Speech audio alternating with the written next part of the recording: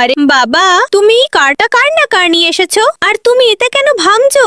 গাড়িটা তো খুবই দামি মনে হচ্ছে। প্লিজ এটা ভেঙো না।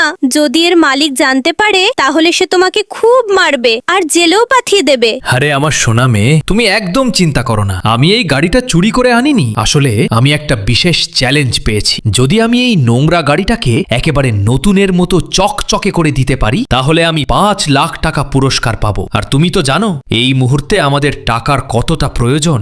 আরে বাবা, আমাকে ক্ষমা করে দাও। আমি ভেবেছিলাম তুমি গাড়িটা ভেঙে ফেলছো, কিন্তু বাবা তুমি কি সত্যি এত নোংরা গাড়িটা পরিষ্কার করতে পারবে? আমার তো মনে হয় না এটা এত সহজে পরিষ্কার হবে। আমার সোনা মেয়ে, তুমি একদম চিন্তা করো না। আমি আমার সর্বোচ্চ চেষ্টা করব আর এই ঝাড়িটাকে একেবারে নতুনের মতো চকচকে করেই ছাড়বো। বন্ধুরা, যদি আমাদের পরিশ্রম তোমাদের ভালো লাগে তাহলে ভিডিওটিতে অবশ্যই লাইক দিও, আমাদের চ্যানেলটি সাবস্ক্রাইব করো আর কমেন্টে একটি মুরপিট দিয়ে আমাদের উৎসাহ দিও।